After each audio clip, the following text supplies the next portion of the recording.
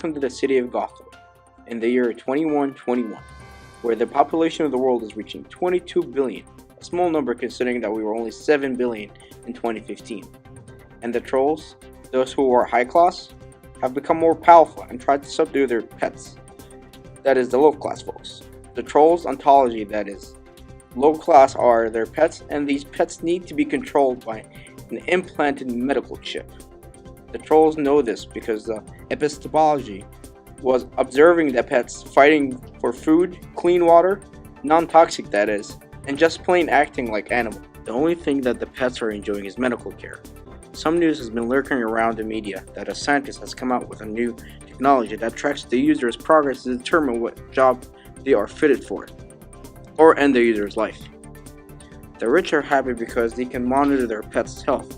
However, the pets are concerned with their life, and they feel that the scientist creating the chip is keeping everything a secret by not telling a reporters or low class about the chip.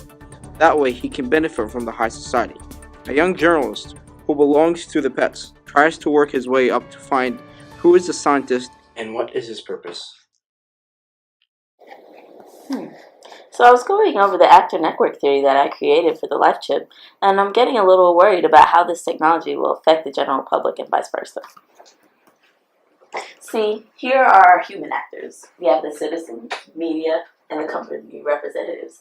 And then for our non-human actors, we have the injecting device, the economy, and nanotechnology. Do you think that what is transferred between the actors, will benefit them? Of course. We and a couple of other scientists have come up with a great technology to make the world better for everyone. This was a pluralistic decision-making process. I didn't just come up with it by myself. I involved you and other experts to make this version a reality, and I definitely think it would be beneficial. Okay, I guess I see what you're saying. But it seems like there are two ontologies going on here. The trolls believe the lower class need to be controlled by an implanted medical chip, while the media talks about how this chip is bad for the lower class and how this technology can change society and not for the better. I'm a scientist. It is not up to me to figure out what's going to happen in the world. I just have the vision and then create the technologies the world needs. Someone else can figure out what the implications are. I hear what you're saying, but it really is just something we need to be aware about when we think about releasing the life chip.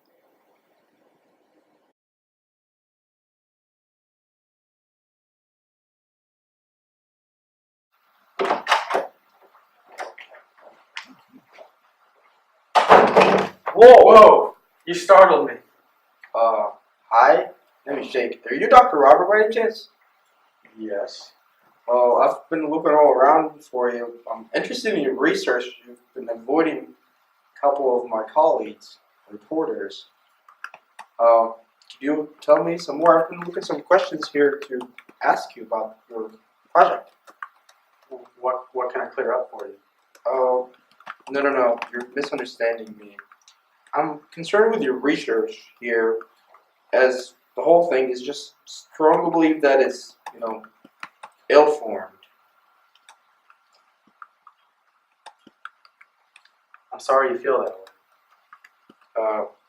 Dr. Robert, if you would please, you seem to think that it's okay for researchers to engage in secrecy, and you don't come out into the media with all the facts on your research, like that time you didn't respond to the reporter, my colleague, who called you. It is widely understood that secrecy is a very unethical norm. As society, we are all affected by scientific achievements, so it sounds like you should share those achievements. But there are over 22 billion people in the world. How can I possibly take into account everyone's opinion? That's great, Dr. J, but Dr. Robert, I'm sorry. Again, you're misunderstanding the whole point that I'm trying to present to you. You do think that peer review exists. Why do you think we should do democratic decision making? It is the same reason we should make our own decision, including the opinion from variety of experts, in addition to option of citizens. This should be the democratic chip making process, not, it seems like you just don't want to release the life chip research to the public. and share this research with other scientists and the trolls and the pets. I see where your concerns are coming from. You're blowing this out of proportion. Doc- As you know, the majority of my research is already in the common domain. I mean, I strategically left out parts which are more sensitive. Dr. Robert, this is exactly my point. You just believe that your information is so sensitive, doesn't mean, it doesn't concern anybody else, it just concerns you. This is science, it should be shared to everybody. I demand transparency, Dr. Robert. Hello, Robert. Hello, Ken. How's life in biomedical engineering? Why don't you have a seat? How's things going with your work? Made any progress? Yes, major developments. I'm almost done. I have had a setback on mine, but it's almost resolved. You ever consider what would happen? What sort of implications this would have? About what? Your project. Why? It's not part of my job. In a sense, it is. You will have a hand directly changing society. I guess. Our simulations show that it would have little impact. So you have experimental knowledge? A model from your data? I'm confident about my simulations. It's suggested that the impact would be minimum. I have been working in this field for over a decade, and all of that time was spent on experiments with a light chip. And yet simulations don't always translate to the real world. Your experimental knowledge might be wrong. Perhaps, but I can't worry about that at the moment. You remember the oaths we taken before we got our doctorate? Vaguely, why? There was a particularly important part that applies to this situation where they mentioned to consider the effects of your work and how it will affect the world so you won't harm it. Were these just words you say to get into our position, or did you understand what it meant? Did the principle it stood for, or is it your personal interest that's more important enough to exclude others' opinions and work to further your own? I don't have interestedness in my work because I'm not biased. I don't have a project, I don't have a hidden agenda. I also can't quit. I won't quit. I have devoted so much time to this project. This would be my legacy. This is how history would remember me, as the person who fixed the greatest issue of the 22nd century.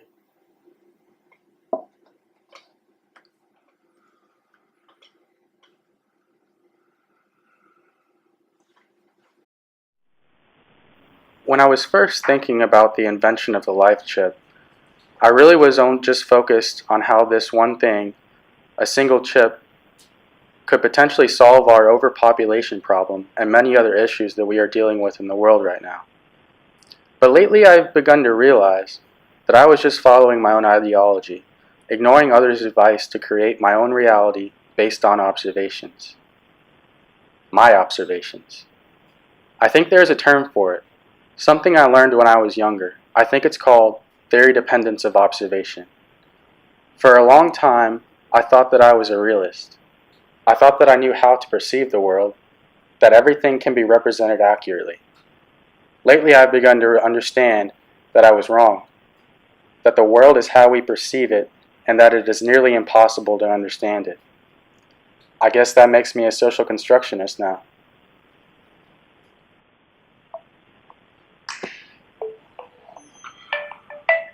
Ah, what now? I don't need him. I have more one thing on my mind. Hello? Hello, Dr. Robert. This civil will get out of hand if you don't give me some sort of information to talk about, which could cause a civil war between our social classes. I understand, Jake. But the things we can achieve with this chip are beyond anything you can imagine. Dr. Robert, just think about all the kids that cannot find food. They don't have another thing to fight for. So, I ask you please, share some information that you would think that could benefit your project. You know, Jake, you're right. I was only thinking about myself and no one else. My interestedness got in the way and was driven by my realistic beliefs. I was thinking of the definite financial gain I would receive from this project. It really is only great for me and the trolls.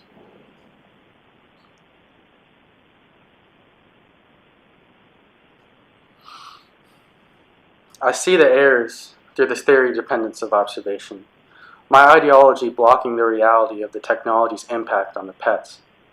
I will stop this project immediately. I just can't take their lives. You can rest easy, Jake, because I'm done. I think you have made the right decision, Doctor. The takeaway from this story is that human input should be highly valued because many parts of our society are socially created by individuals or groups of individuals within the society. This consists with the social constructionalism, which is the worldview that Jake and Ken subscribe to Robert. However, operated initially as a realist by believing that the world he objectively saw applies everywhere. He later sees, through the help of others, Jake, Ken, and Victoria, that social constructionism view needs to be observed, especially concerning problems that affect everyone, such as employment and economic status. Only through the continued democratic representation can we ensure that all the trolls and pets will be heard and valued.